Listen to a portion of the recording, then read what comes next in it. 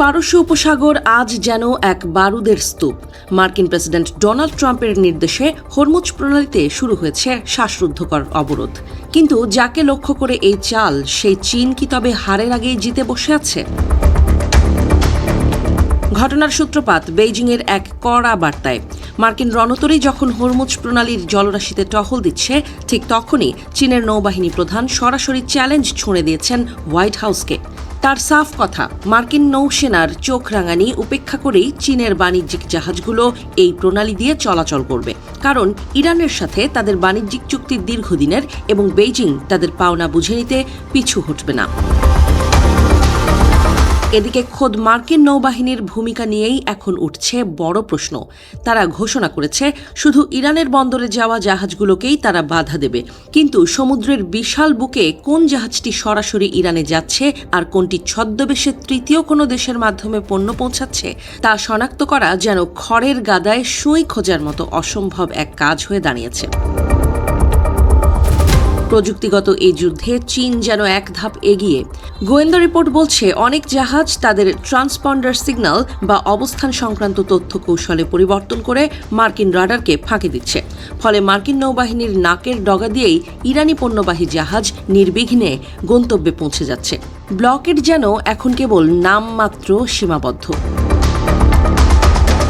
যদি এই অবরোধ দীর্ঘস্থায়ী হয়, তবে কি চীনের অর্থনীতি ধসে পড়বে? উত্তরটা সম্ভবত না, কারণ বেইজিং আগে থেকেই গড়ে তুলেছে বিশাল আকার কৌশলগত পেট্রোলিয়াম রিজার্ভ। শুধু তাই নয়, তারা তাদের জ্বালানি আমদানির বড় একটা অংশ সরিয়ে নিয়েছে রাশিয়ার দিকে। ফলে মধ্যপ্রাচ্যের ওপর নির্ভরশীলতা কমিয়ে চীন এখন অনেকটাই সুরক্ষিত।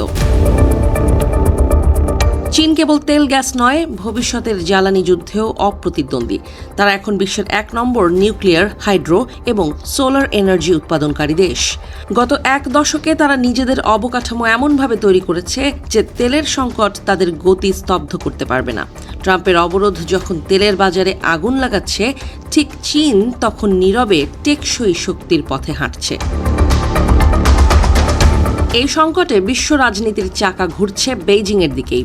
সংযুক্ত আরব আমিরাতের মতো আরব দেশগুলো, এমনকি অনেক ইউরোপীয় দেশও এখন ওয়াশিংটনের ওপর অতি নির্ভরশীলতা কমিয়ে চীনের সাথে হাত মেলাতে আগ্রহী। আমেরিকান আধিপত্যের যে দেয়াল একসময় অটুট ছিল, তা যেন এখন ফাটল ধরে ধসে পড়ার অপেক্ষায়।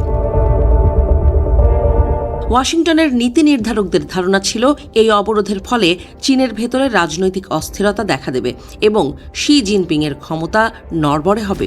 কিন্তু গত বছরের সব জল্পনাকে ভুল প্রমাণ করে শি জিনপিং আজ আরও শক্তিশালী।